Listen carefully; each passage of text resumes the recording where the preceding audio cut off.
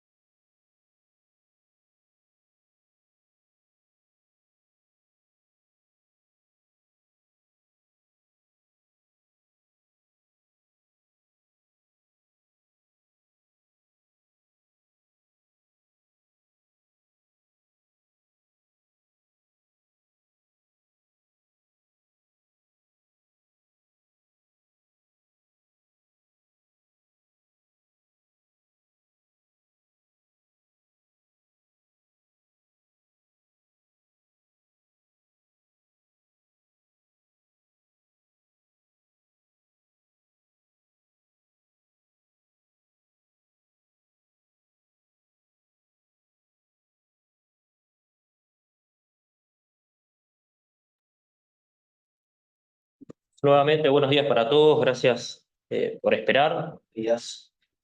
Mi nombre es Mauricio Chilingir Bachián. Me acompaña hoy acá mi colega Nahuel Aristimuño. Ambos formamos parte del equipo de inversiones de Nobilis.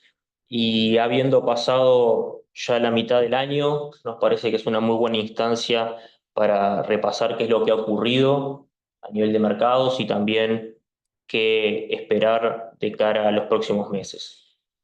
Brevemente, y antes de dar comienzo a la charla, quiero eh, repasar algunos puntos destacables de lo que es la empresa Nobilis hoy en día. Eh, a nivel de nuestro negocio, hoy en día estamos trabajando para más de 3.500 clientes con un equipo de 18 asesores financieros y todo un equipo detrás dividido en más de 6 áreas de unos 55 colaboradores. Administramos en la actualidad a través de nuestras distintas líneas de negocio más de 1.300 millones de dólares.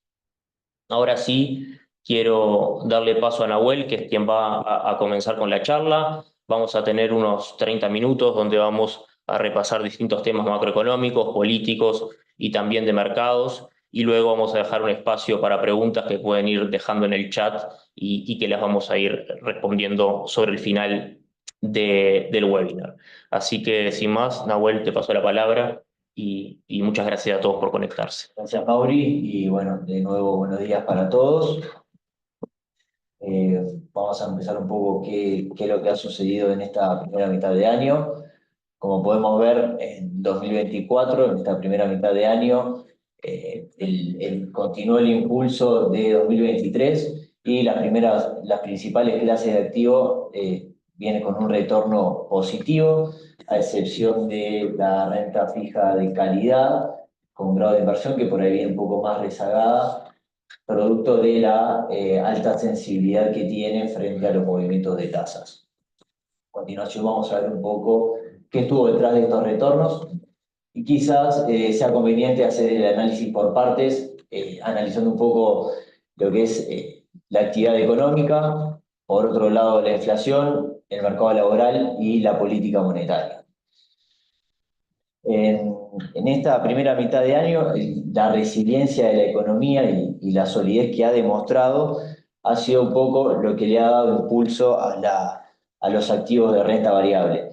Esto lo que muestra es la última actualización del FMI, que fue en abril, donde podemos ver que se pronostica un crecimiento económico global para 2024 y 2025, que es el gráfico de la izquierda, de 3,2%, al igual que en 2023. Esto ha sido un poco luego venimos del año 2020 con la pandemia, un crecimiento negativo de 3%, y en los años siguientes hubo una fuerte recuperación, implicando crecimientos crecimiento económico a nivel global por encima del promedio histórico, como por ejemplo en 2021 con un crecimiento de 6%. Luego de esto pareceríamos ver que la economía comienza a estabilizarse y el crecimiento de la actividad económica retomando sus niveles históricos cercanos al 3%. Si miramos un poco, si lo desagregamos por regiones, lo que es las economías avanzadas creciendo a razón de 1,7, 1,8% para 2024 y 2025, y economías emergentes y en desarrollo en torno al 4,2%. ¿Qué ha estado un poco, cuál ha sido el principal motor de este crecimiento económico? El consumo. El consumo que viene en gran parte explicado por un aumento, como podemos ver en este gráfico, del crecimiento real del salario. Y como podemos ver en el gráfico, hay una fuerte relación entre el crecimiento real salarial, que es la línea azul, vemos esa trayectoria, y la línea verde como muestra el gasto de consumo personal, que por ahí tiene un delay, un retraso de 9 meses en cuanto al crecimiento del salario, pero lo que podemos ver a lo último es que si bien el crecimiento real salarial ha comenzado a mostrar una disminución, todavía parecería haber que hay espacio para que el gasto de consumo personal aún siga creciendo y siga siendo un gran contribuidor del crecimiento económico. Acá un poco vemos el gráfico de la izquierda, lo que comentaba, cómo la barra celeste, que es el consumo, es el principal componente del PBI, tanto en Estados Unidos como a nivel global. Ahora, si miramos en el gráfico de la derecha, lo que vemos es como los indicadores de actividad económica, los PMI, tanto de servicios como de manufactura, los vemos en niveles por encima de 50, lo cual indica que todavía la actividad se encuentra en terreno de expansión.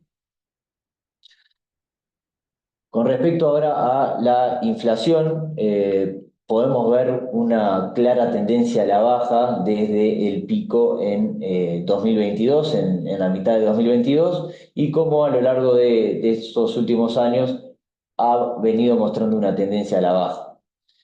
Aquí lo que podemos ver es un poco desagregar y cuáles han sido los componentes y los contribuidores a la inflación.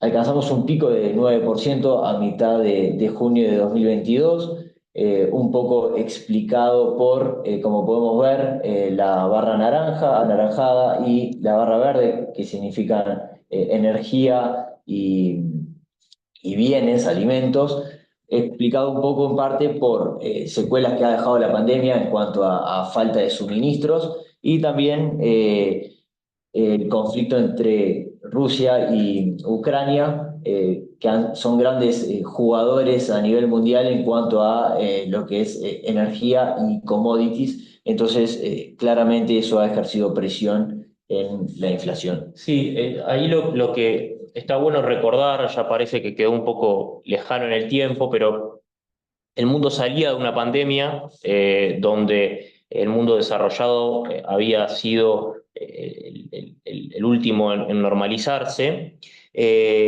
Y sin embargo, China, no sé si recuerdan, pero durante todo 2022 estuvo fuertemente cerrado a nivel de fronteras Entonces, China, que es gran parte del motor productivo del mundo, no estaba logrando producir y suministrar al mundo con normalidad. Eso hacía que varias de los componentes de la cadena de suministros global se vieran demorados. Si encima de eso ponemos el efecto que tuvo sobre el precio del petróleo, lo que fue el comienzo de la guerra entre Rusia y Ucrania, hay un gran componente inflacionario que es lo que se termina reflejando a mediados del 2022 con esos componentes naranjas y verdes del gráfico, que en la medida que estos dos efectos, el tema de China, que fue normalizando su situación de lockdown, y que la guerra de Rusia y Ucrania terminó bajando un poco lo que es el componente bélico, eso hizo que esos dos factores, esos dos componentes inflacionarios fueran desapareciendo y que más sobre la derecha del gráfico vemos cómo durante 2023 el componente energía y más recientemente el componente también naranja de alimentos han venido explicando gran parte del descenso en la inflación.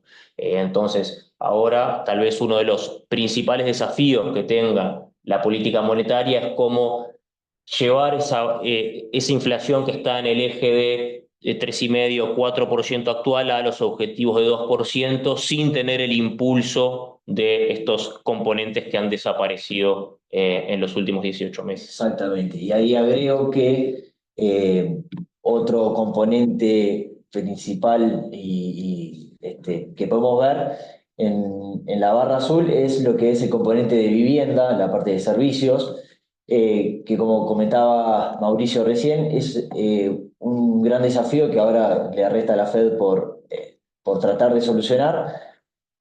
Sin embargo, podemos ver que viene mostrando una tendencia a la baja desde ese pico. En los primeros meses de 2024, cifras, o fuimos viendo cifras mes a mes, sobre todo en marzo, abril, febrero quizás, con datos de inflación que mostraron un descenso a la baja menor a lo que el mercado esperaba, producto de que la inflación por el lado de viviendas todavía permanece elevado, y es un poco lo más permanente que viene siendo. No obstante, si miramos en el largo plazo, ya desde fines de 2022, principios de 2023, vemos cómo hay un descenso a la baja, una tendencia a la baja por parte de lo que es vivienda. Otro catalizador importante ha sido el mercado de empleo, que si bien también en 2024 permanece sólido, hay creaciones de empleo fuertes a lo largo de los últimos meses. Podemos ver que, sobre todo en los últimos 2 meses, esas creaciones de empleo han sido revisadas a la baja. Comenzamos a ver signos de que el mercado de empleo podría comenzar a enfriarse. Si miramos el gráfico de abajo, que muestra la evolución de la tasa de desempleo, actualmente la última cifra ha sido 4,1%, que ha subido desde niveles de 3,8%. Eso es otro dato que la Fed debería tener en cuenta a la hora de llevar a cabo su política monetaria. También, a su vez, si miramos el ratio de puestos de empleo disponibles por cada persona que quiere trabajar, vimos que ese ratio alcanzó su pico de 2 en 2022 y hoy en día se encuentra cercano al 1,2 puestos vacantes por cada trabajador. ¿Qué quiere decir? Que por cada trabajador o cada persona dispuesta a trabajar hay 1,2 puestos vacantes de trabajo. El hecho de que venga mostrando un descenso de ese pico de 2 también le quita presión al crecimiento salarial, obviamente, y para que después se traduzca también en una menor inflación, sobre todo por el lado de los servicios. ¿Cómo se explica esto? Porque está bueno tal vez detenernos un minuto nomás. Tal vez a diferencia de lo que ha sido en otras partes del mundo, en Estados Unidos, La política fiscal fue muy expansiva, el gobierno entregó muchos beneficios durante la pandemia a las personas, eso hizo que gran parte de la fuerza laboral se retirara, es decir, no tuviese necesidad De de salir a buscar buscar, trabajo. exactamente, de buscar empleo. Entonces, lo que terminó ocurriendo es que había poca gente o la mitad de gente de lo que había puestos de trabajo ofrecidos en el mercado y eso generó una especie de presión salarial que con el correr del tiempo ha ido normalizándose y obviamente contribuye también a una baja en lo que es la inflación general de Estados Unidos. Exactamente. Si miramos ahora lo que respecta a política monetaria, eh, bueno, un poco cuál es la herramienta que tiene la Fed para poder pelear o combatir la inflación es la tasa de política monetaria. Estamos hablando, como podemos ver acá, en plena pandemia, tanto la Fed como los principales bancos centrales, para poder reactivar la economía, se vieron obligados a llevar los niveles de tasas cercanos al 0%. A la economía tener una fuerte recuperación, una rápida y fuerte recuperación, junto con lo que comentamos hace un rato en cuanto a la escasez de suministros, el conflicto entre Rusia y Ucrania, la inflación se disparó y la Fed se vio obligada a actuar nuevamente, llevando los niveles de tasas, adoptando una política monetaria bastante agresiva o restrictiva y elevar los niveles de tasas para poder combatir y llevar la inflación al nivel objetivo del 2%.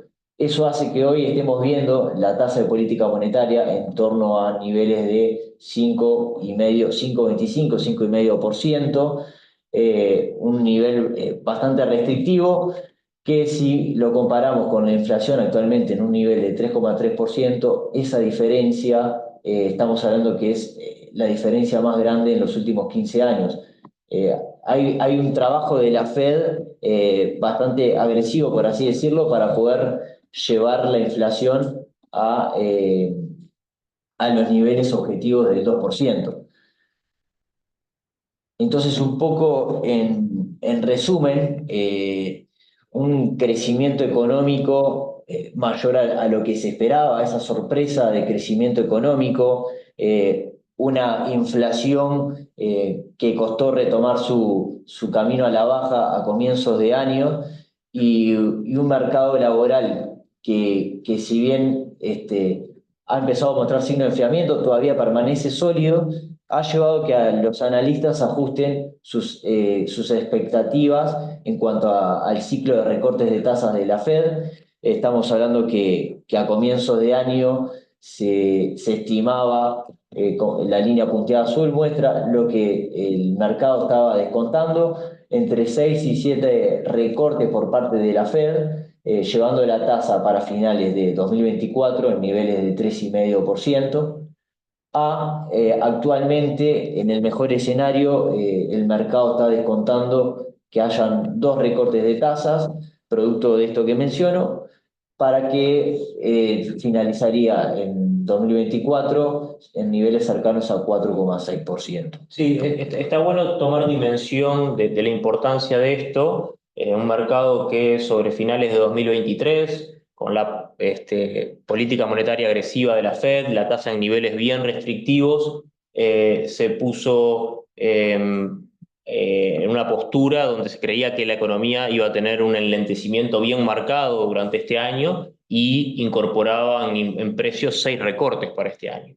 La realidad es que a medida que fue transcurriendo el primer semestre, la economía se ha seguido mostrando muy fuerte, el mercado de empleo también, y en precios dejó de reflejarse esos 6 recortes y hoy en día solamente se ven 2 recortes, incluso, bueno, ya habiendo pasado la mitad del año, la tasa de política monetaria de la Fed no ha sufrido cambios.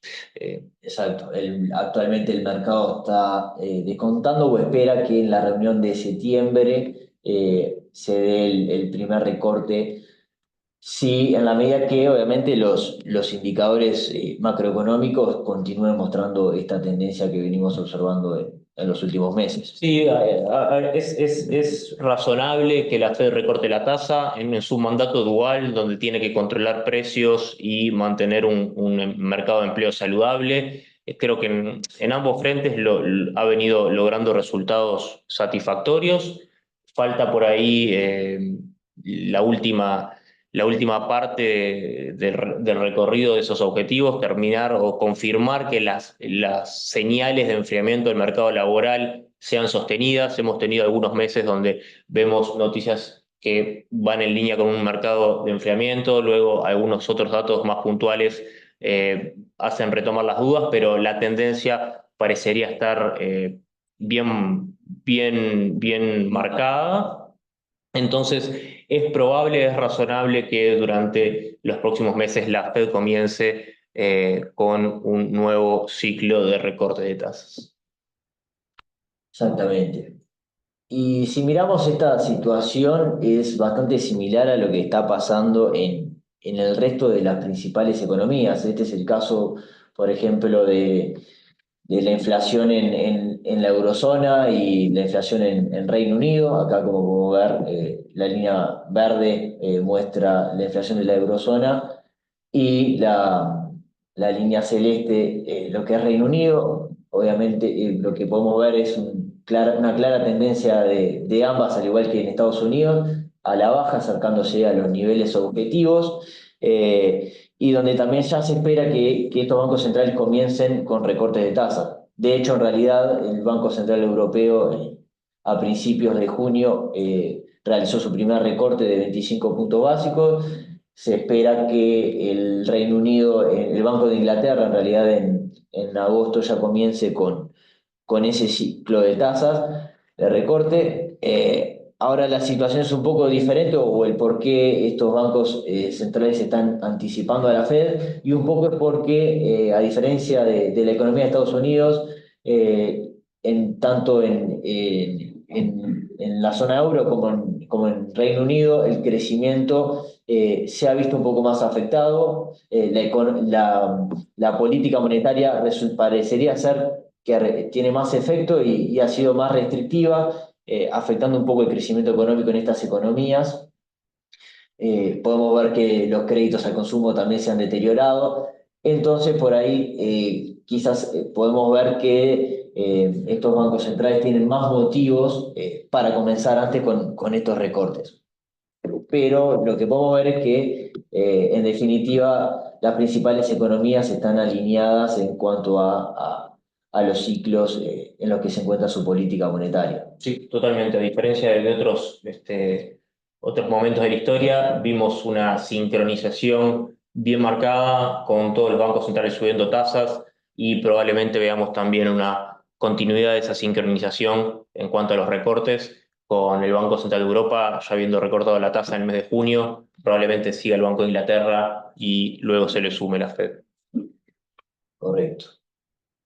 Si nos metemos más en lo que es el panorama político, se puede decir que 2024 es un año de incertidumbre política global, donde se están sometiendo a elecciones 76 países, como podemos ver, de los cuales conforman el 60% casi del PBI a nivel mundial y representan el 50% de la población a nivel mundial.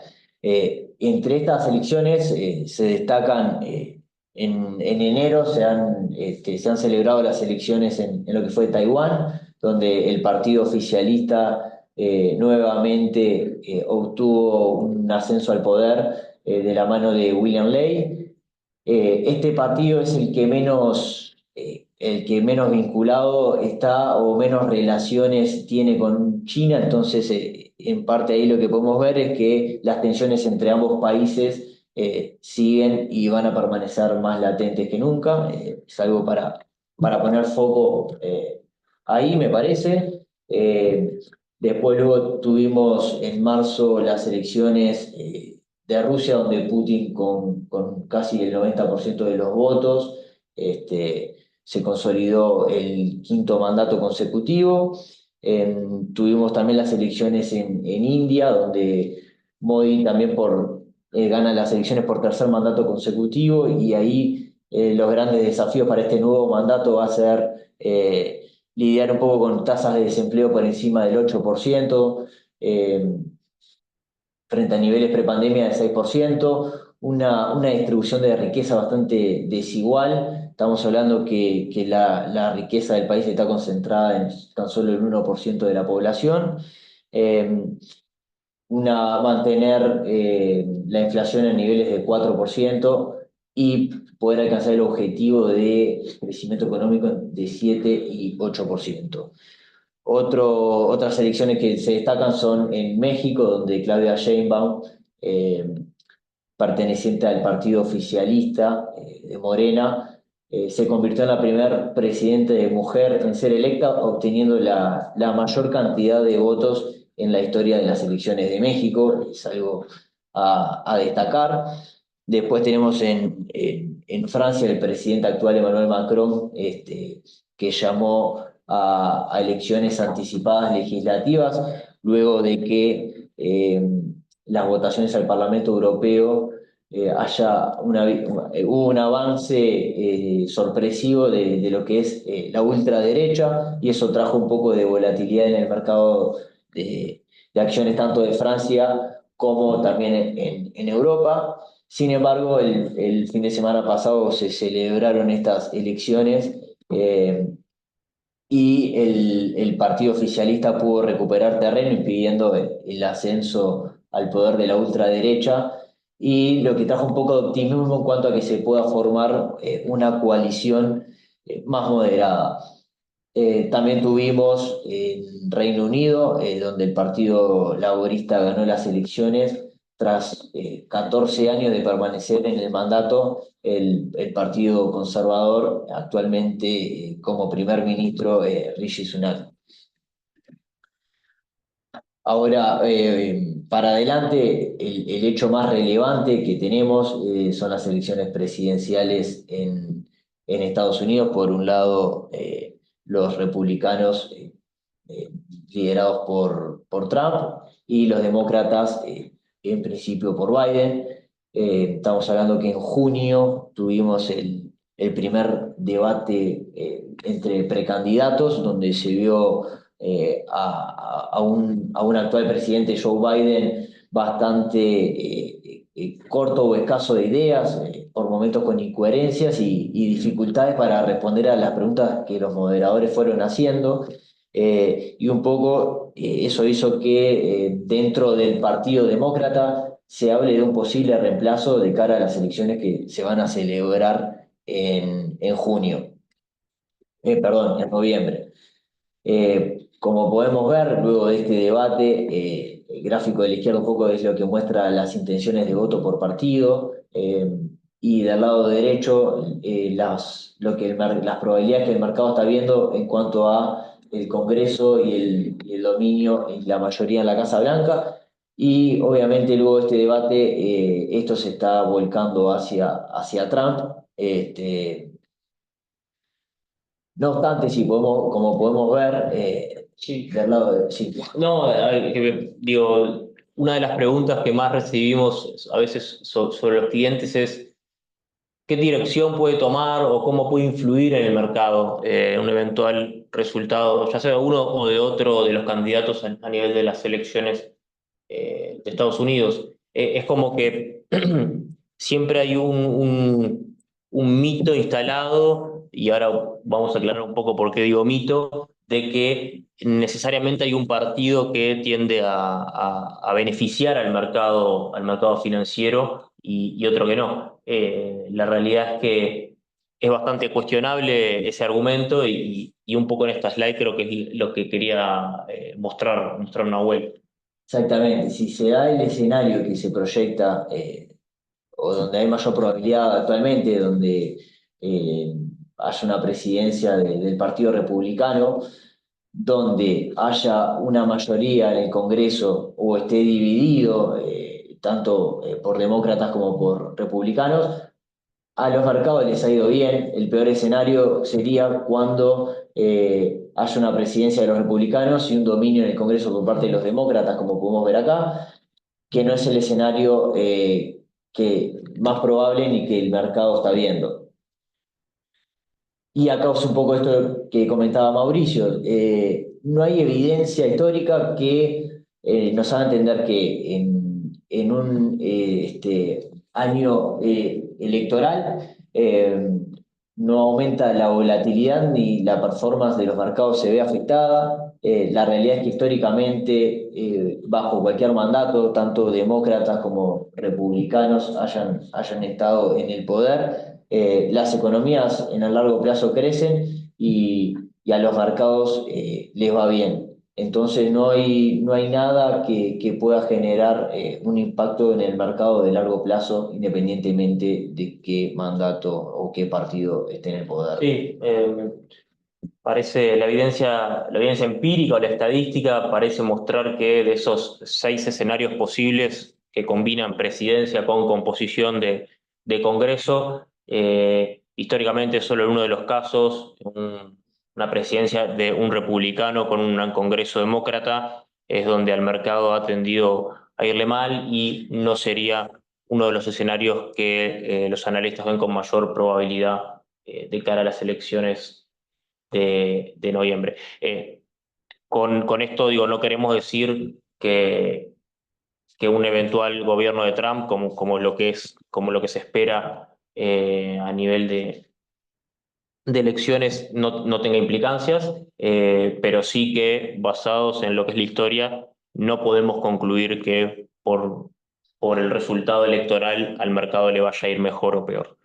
Exacto, este análisis está hecho en base en líneas generales. Después, quizás depende quién asuma el mandato, puede tener impactos específicos en determinados sectores, pero eso va a depender del programa de gobierno que tenga cada uno, cómo se vería afectado cada sector específico.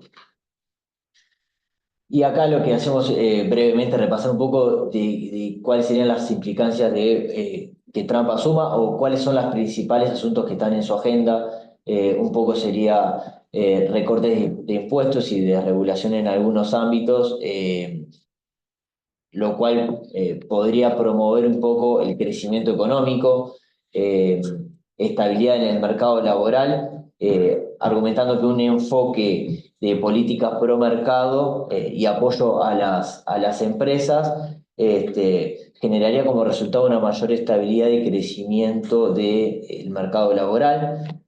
Otra de las cosas que está en su agenda sería el fortalecimiento de la defensa nacional, invertir en modernizar y fortalecer las Fuerzas Armadas, que tendrá un beneficio en la defensa nacional.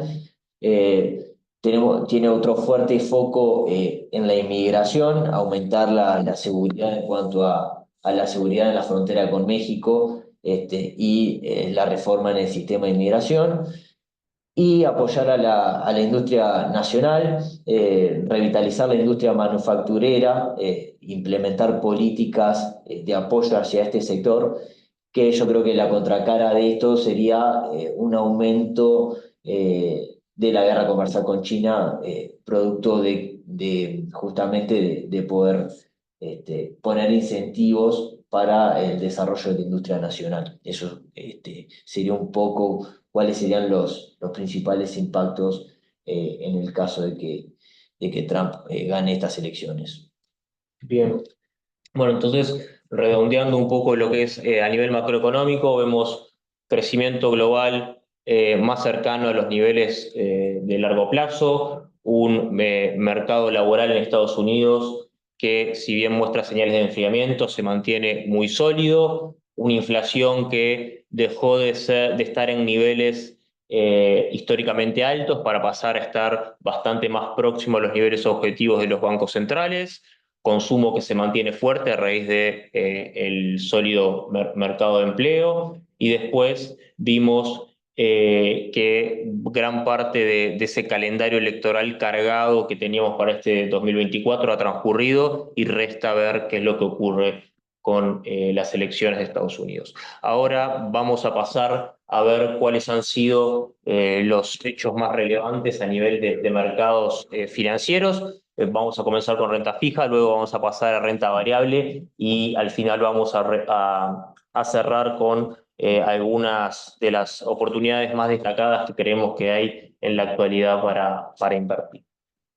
A nivel de renta fija, el 2024, como habíamos visto al principio de la charla, viene siendo un año un poco desparejo porque hay un sector de la renta fija, en particular el sector de grado inversor, que ha tenido magros retornos, mientras que los sectores de alto rendimiento o de bonos emergentes han tenido retornos un poco más elevados.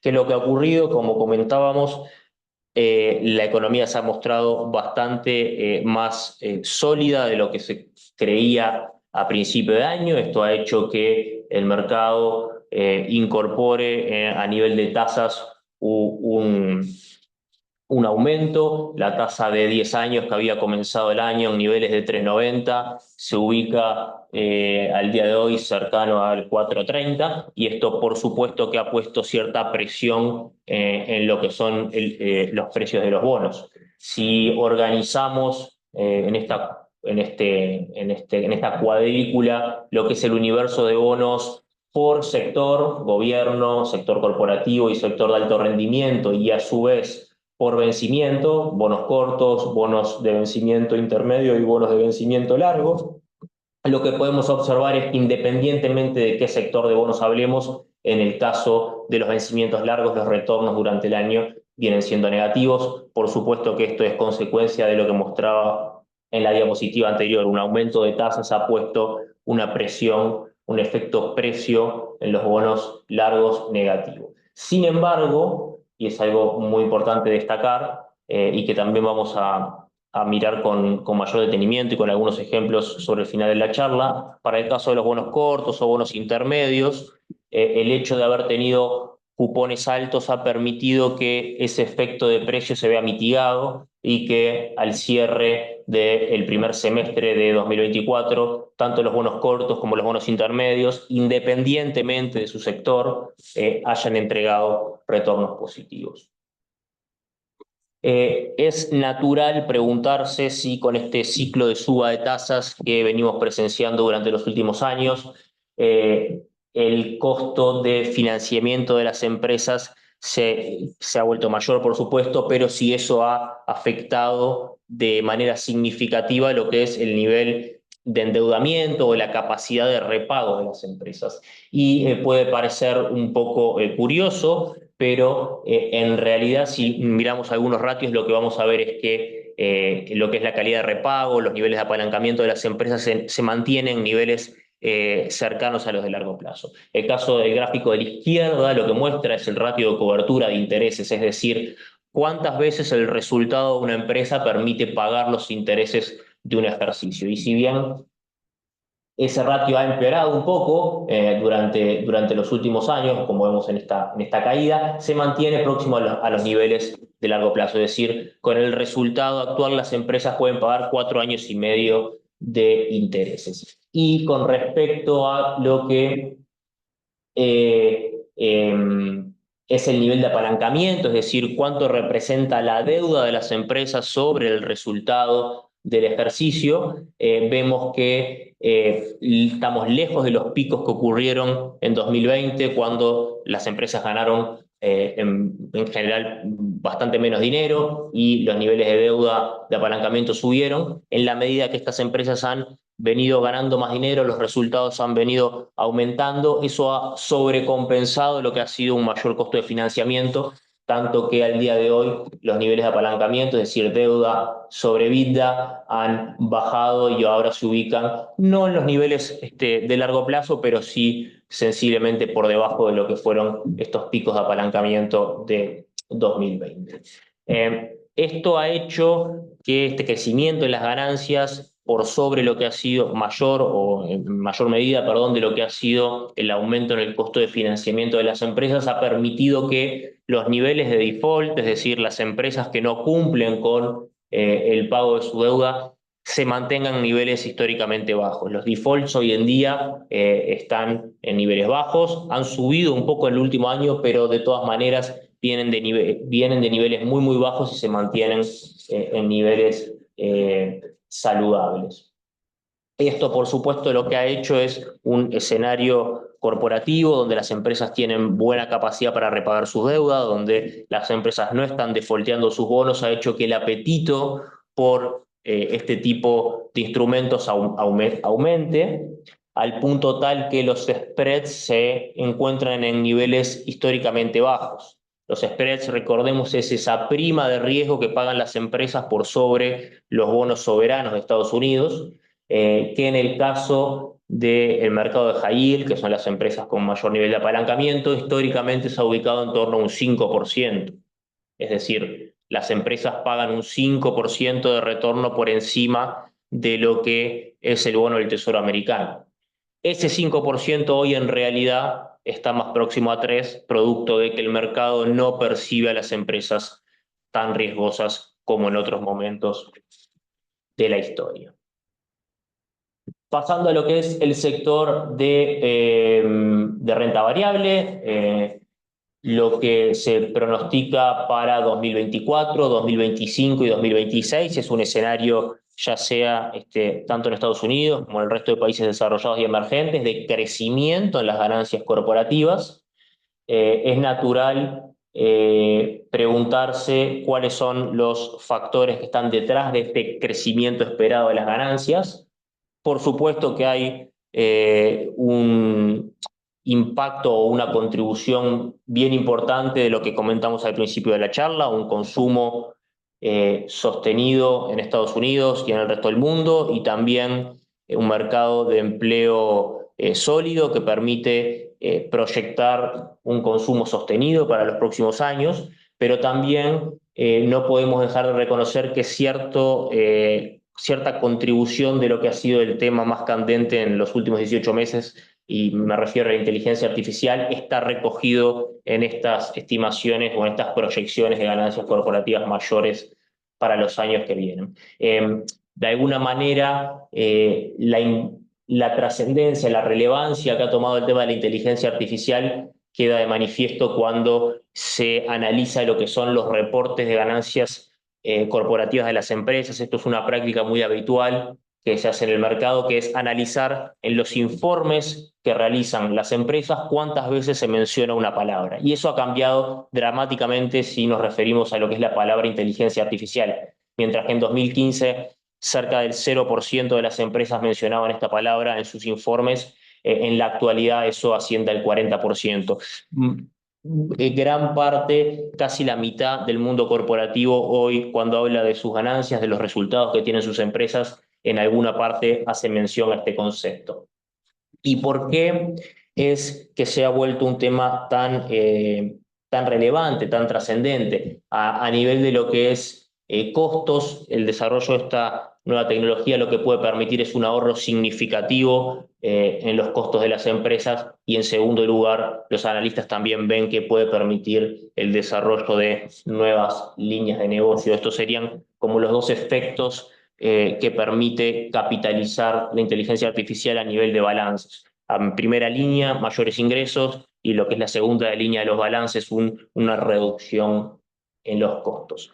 Si vamos a ver cómo ha sido el impacto de esto en el principal desarrollador de chips que se utilizan para lo que es la implementación de la inteligencia artificial, hablo de la empresa NVIDIA, vemos que durante 2023 sus ventas crecieron en torno al 128%. En 2024 se espera que crezcan en torno a 97%, y que los años venideros también sean de crecimientos bien significativos.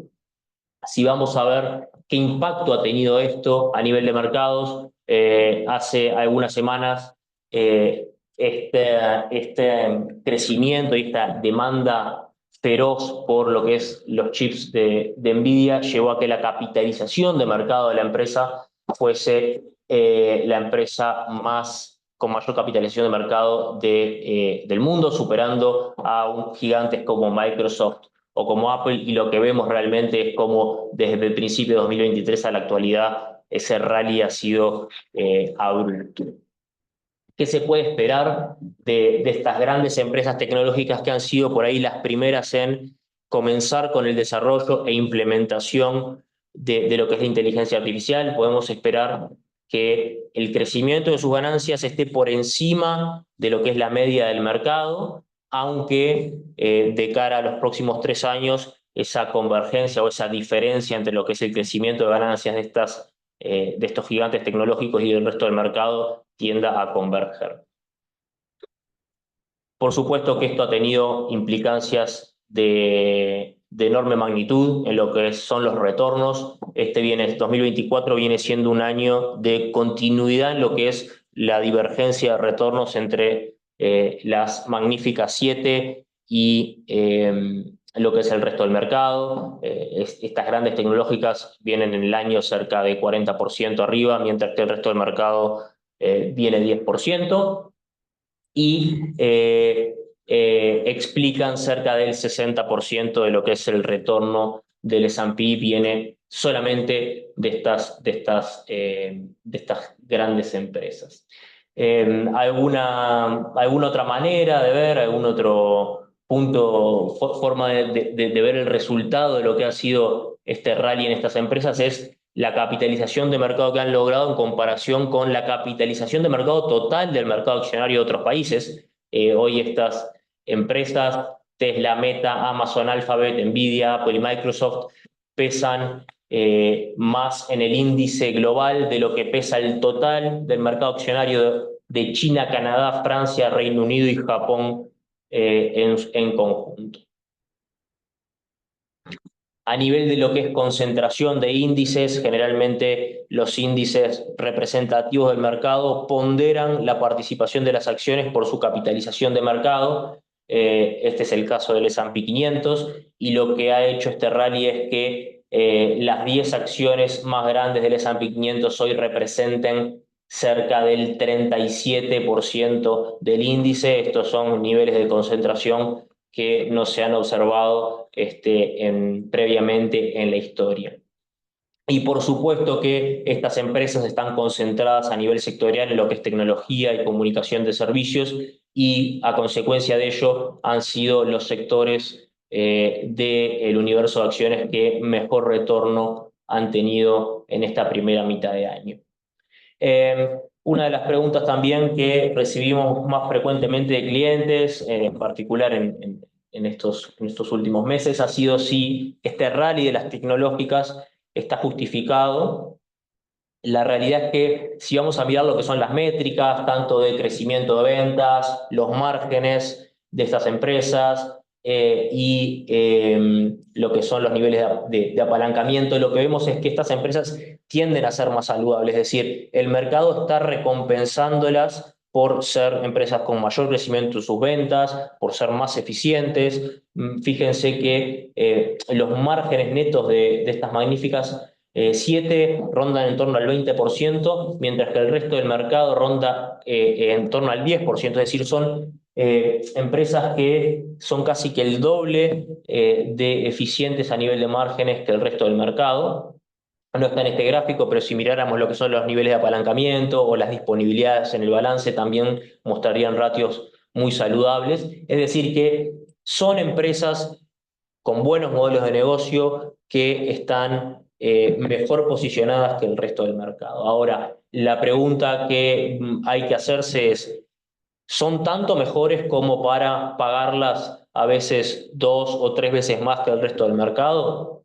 Y la realidad es que para entender eso hay que ver un poco cuáles son los supuestos de crecimiento esperado que reflejan esas empresas, y no pretendemos acá decir si están bien o mal, pero sí comentar que son supuestos de crecimiento bastante optimistas en relación a lo que son los promedios históricos para las empresas, con crecimientos de ventas esperados superiores al 10% o crecimientos de ganancias esperados también superiores al 15-20% en algunos casos. Entonces, eso lo que hace es que sean bastante más susceptibles a decepciones a la hora de reportar resultados, y que el universo de acciones comprende no solo estas 7 empresas, sino muchísimas más, y fuera de estas empresas podemos encontrar valuaciones más cercanas a lo que son las medias históricas. Entonces, no es que no haya que invertir en las magníficas 7, sino que hay que hacerlo de una manera cauta y no tener solamente el portafolio concentrado en ellas, sino que tratar de estar diversificado a nivel de países, de sectores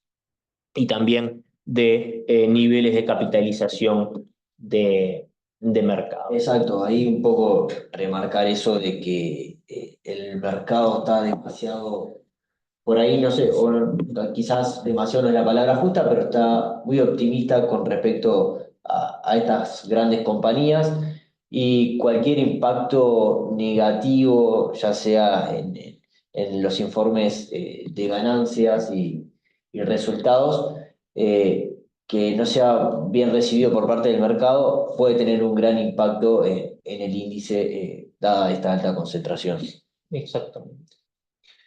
Y esto obviamente se ha traducido a portafolios. En el caso de los fondos de inversión que administra Nobilis, que actualmente tienen $200 millones, en una divergencia en los retornos entre lo que es renta fija y renta variable. Obviamente que aquellos portafolios con mayor exposición a acciones han sido los que muestran un mejor rendimiento en lo que va del año. En el caso de las estrategias de Nobilis, y yendo desde las más conservadoras, que son las de renta fija global, hasta la de renta variable global, que está un 9% arriba en el año, vemos cómo la incorporación de acciones en los portafolios mejora los retornos de los portafolios. Esto ocurre en el largo plazo, pero también ha ocurrido en este año, donde la renta variable lidera lo que son los retornos del mercado. Para ir cerrando, quiero comentarles brevemente dónde es que vemos las principales oportunidades de inversión de cara a los próximos meses. Siempre cuando hablamos de invertir nos gusta comparar o tratar de ver en términos relativos qué es lo que está más atractivo a nivel individual, si la renta fija o la renta variable. Una forma de hacer ello es comparar el dividendo que pagan las acciones versus los cupones que cobramos de los bonos, y lo que podemos observar en este gráfico es que no importa cuál sea la región del mundo que observemos, bueno, en realidad en el caso de Japón es distinto, pero en el resto de todas las regiones del mundo, los bonos pagan un cupón mayor a lo que son los dividendos de las acciones, y eso es un indicador de que el atractivo de la renta fija hoy es mayor de la forma o mirado según esta métrica. Entonces esto lleva a tener un impacto en lo que es la construcción de portafolios, que hoy vemos que tienen un poco más de presencia de renta fija de lo que tenían por ahí hace 5 años, cuando las tasas estaban más bajas. Adentrándonos en qué oportunidades en particular vemos a nivel de bonos, tenemos para aquellos perfiles más conservadores los rendimientos de los bonos del Tesoro americano a plazos intermedios cercanos al 4%, mientras que aquellos perfiles un poco más agresivos pueden invertir en el mercado de bonos high yield, que ya vimos está, a pesar de la suba de tasas, se mantiene con buenos crecimientos de ganancias y niveles de apalancamiento saludables. ¿Qué podría ocurrir en el caso de que las tasas siguieran subiendo, que es uno de los riesgos que tiene uno a la hora de invertir en renta fija? La realidad es que los cupones actuales permiten amortiguar un escenario de suba de tasas. En el caso de un Treasury a 5 años, que hoy tiene un cupón de 4,3%, si las tasas subieran cerca de 100 puntos básicos, tendría un impacto negativo en el precio de 4,4%, y el retorno total a 12 meses estaría cerca de cero, es decir, que permitiría amortiguar casi que la totalidad de ese efecto precio, mientras que en el caso de los bonos high yield, bonos de alto rendimiento, que pagan un cupón en torno al 8%, tienen una menor sensibilidad a lo que son la suba de tasas. En caso de que subieran 100 puntos las tasas, el efecto precio negativo sería en torno al 3,6% y el retorno total a 12 meses vista estaría en el eje de 4,3%. ¿Qué pasaría si las tasas caen? Y eso obviamente es favorable a la hora de invertir en bonos. Bueno, en esos casos ambos efectos serían positivos, tanto el cupón como el efecto precio. En el caso de los treasuries a 5 años, el retorno a 12 meses estaría casi que cercano al 9% en ese escenario, y en el caso de los bonos de high yield, el retorno superaría el 10%, estando cercano al 11,5%. Entonces, estas son algunas de las oportunidades para distintos, por supuesto, perfiles de riesgo. Junto a sus asesores se pueden evaluar si son estas, si son otras, de qué manera se combinan. Depende todo mucho del perfil del inversor. Repetimos que en Nobilis siempre apostamos a dar un servicio personalizado, donde los instrumentos no se analizan de manera aislada, sino que cada instrumento, cada clase de activo tiene su razón de ser, y el mismo instrumento, la misma clase de activo puede ser apropiada para un perfil y no para otro.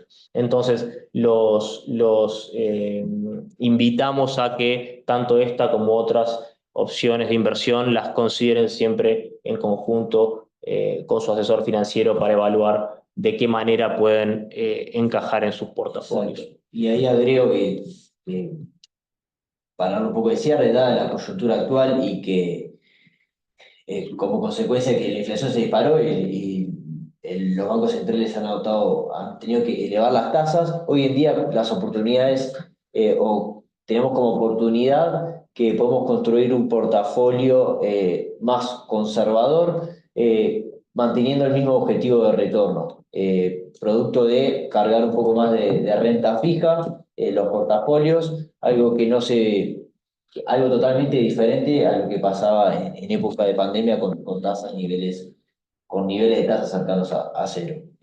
Creo que esa oportunidad hoy en día es algo que está muy bueno para aprovechar. Bien, vamos a ver el chat de preguntas. Acá me van pasando una. Jerónimo me pregunta si, vista la coyuntura actual, debería seguir invirtiendo en treasuries a corto plazo o aprovechar la oportunidad para hacer otro tipo de inversión. Bueno, un poco lo que vemos ahí, una economía saludable, un mercado de empleo que muestra signos de enfriamiento, y todo eso hace prever que el recorte de tasas va a comenzar en los próximos meses. Ahí lo que creemos que es mejor es dejar de invertir a corto plazo, como varios de ustedes lo han hecho durante los últimos años, y tratar de renovar a plazos un poco más intermedios, en el eje de 5 años. Creemos que es una parte de la curva que está atractiva para posicionarse, permite capturar de mejor manera un recorte de tasas y asegurarse rendimientos buenos para el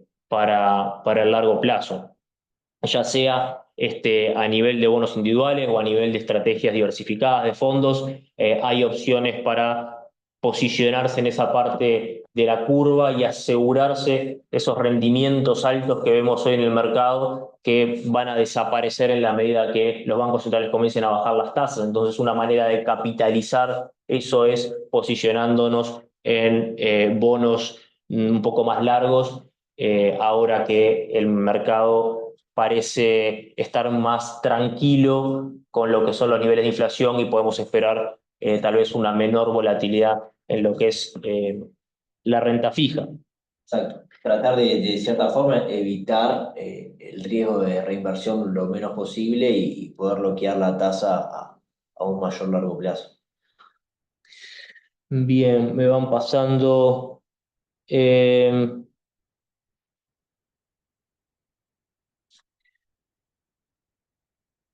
Segundo que estamos leyendo las preguntas. Preguntan acá por opciones de inversión en China.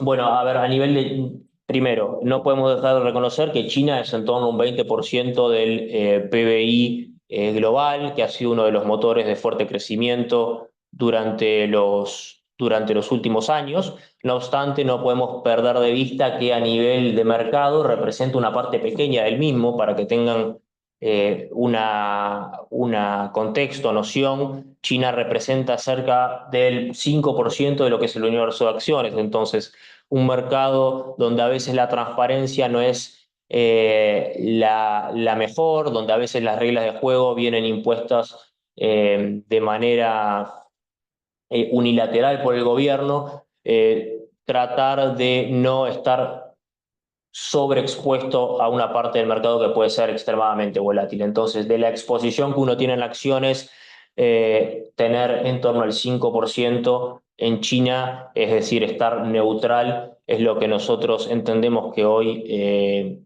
justifica, y no tomar una apuesta desmedida en un país donde hemos visto algunas decepciones en lo que ha sido el manejo de las reglas del mundo corporativo, que por supuesto que han tenido consecuencias muy graves en lo que han sido los retornos. Las valuaciones están muy atractivas, eso es verdad, pero creo que la relación riesgo-retorno hoy justifica estar en un posicionamiento neutral y no sobreponderando China. Tiene alguna pregunta más, pero estamos medio juntos. Bueno, hay algunas preguntas más. Nosotros, como estamos pasados de hora, lo que vamos a hacer es responderlas, y se las vamos a hacer llegar a través de sus correspondientes asesores. Y por supuesto que cualquier duda adicional que tengan la pueden canalizar, tanto Nahuel como yo y el resto del equipo de inversiones. Estamos a total disposición de nuestros clientes, y trabajamos día a día en conjunto con el equipo de asesores financieros. Así que nuevamente les queremos agradecer por su participación en el día de hoy. Esperamos que haya sido una instancia para despejar dudas y para agregar conocimiento, y dejarles y que les hayamos podido dejar algunas ideas de las oportunidades más relevantes que están arriba de la mesa de cara a los próximos meses. Así que, no, sin más, les vuelvo a agradecer en nombre de todo Nobilis, y los esperamos la próxima vez. Muchas gracias. Gracias y buen día para todos.